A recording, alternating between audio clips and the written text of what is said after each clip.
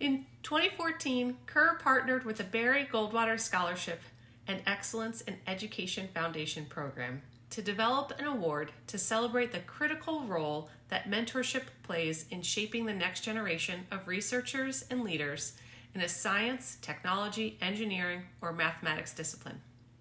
The CUR-Goldwater Scholars Faculty Mentor Award acknowledges those who go above and beyond in guiding and inspiring their students, fostering not only academic excellence, but also a passion for inquiry and discovery.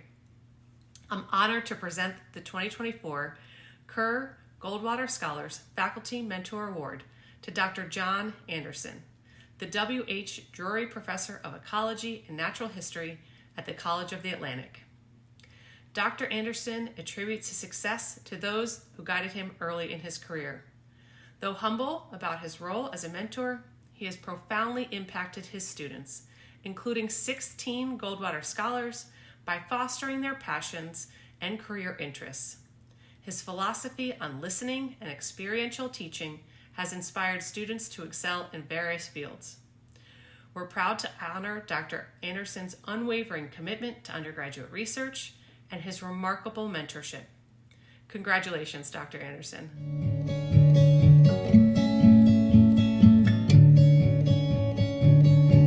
I'm John Anderson, and I'm the William H. Drury Jr. Professor of Ecology and Natural History at College of the Atlantic. And I've been at College of the Atlantic nearly 40 years now. I came straight out of my postdoc, and I've never really left.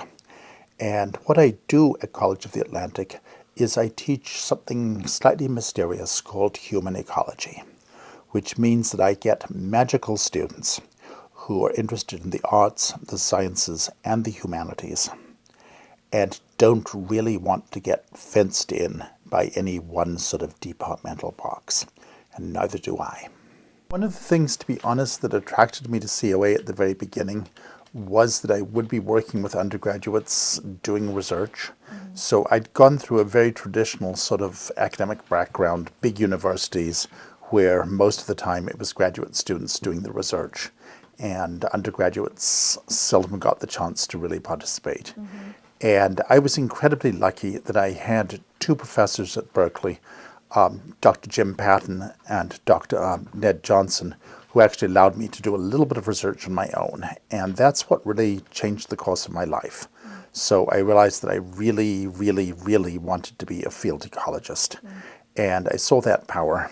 And the idea of teaching at a place where that was emphasized was really, really appealing. Sooner or later, if you're going to be really working with organisms, you have to get up and walk outdoors and see the organisms in their own context and in the environments that supported them and ultimately produced them through natural selection. And there are all kinds of questions that make an awful lot of sense in the comfort of the classroom, that as soon as you get outdoors, you realize it may still be a good question, but there's no way you can answer that. Or there's actually a much more exciting and interesting question that you hadn't thought of until you actually encountered the real world. So giving students, whether it's in the field or in the lab, the chance to really try out both the excitement of research and also, bluntly, the boredom of research and the discomfort of research, I think is a really important element in their overall education. I don't think there's ever too early to start doing research. I really, really believe that we're all actually born natural historians, and then in some cases something happens that sort of chokes that off. And one of the real joys of College of the Atlantic is that we actually encourage it instead of choking it off. So we say to students, no, get out there, roam around, check things out. Really pay attention to your surroundings. And that really matters. You know, I'm incredibly grateful to the foundation for the award, but I'm also very, very cognizant that I think this award is as much to the students, both Goldwater Fellows and non-Goldwater Fellows, that stretch back now over 30 plus years. And the young people who have been graceful enough to grant me some of their time and to put up with my often really silly and obnoxious behaviors because they saw something that was valuable. I think also the award ultimately is to an institution. College of the Atlantic created an environment where I and the students could flourish. And part of that environment is also the other faculty. None of the students that I've worked with over these years were just my students. I don't have a lab. I have a group of students who have benefited from the genius of a number of different faculty.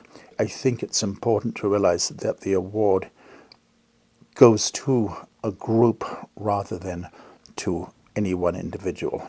I really hope that in future what we've been doing continues, and I hope it expands. I hope that every student at College of the Atlantic gets the opportunity to spend the night on an island that doesn't have a bridge or a dock. I think that one of the most profound things that both supplements the science that we do, but also goes beyond it, is the sort of effects that doing this work has on people's overall character development and self-confidence. Once you've landed a Zodiac through surf, once you've had to lug all your worldly goods from a landing down to the field station, once you've spent hours and hours and hours dealing with creatures that don't really like being studied, once you've spent a night and the only noises are the bellboys, the foghorns, and the gulls calling, it does something to you that it doesn't really matter whether you go on to be a scientist or a lawyer, a doctor, or a farmer. It's going to change your life. And it's going to change your life in really, really important ways. And so when I meet students who have gone through the programs here, you can pick them out right away because there's a certain sort of, for want of a better word, swagger that they have. They've met themselves and they know what they're capable of.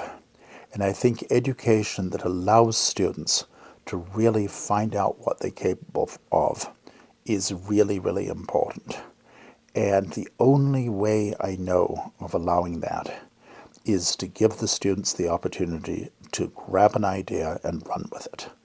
And the actual idea doesn't matter so much as the ability to run with it. So what do I see myself as? I don't really talk about being a mentor. There are times when I think of myself more as a midwife. So a midwife is somebody who is skilled and trained. And if everything goes well, he doesn't have to do anything. She's present at the birth. But occasionally something's going sideways and she has to step in and make a difference. So I'm not the main event. The main event is the students. The main event is the magical things they go on to do. I get to be present at the birth, and that is a gift beyond anything I have ever imagined.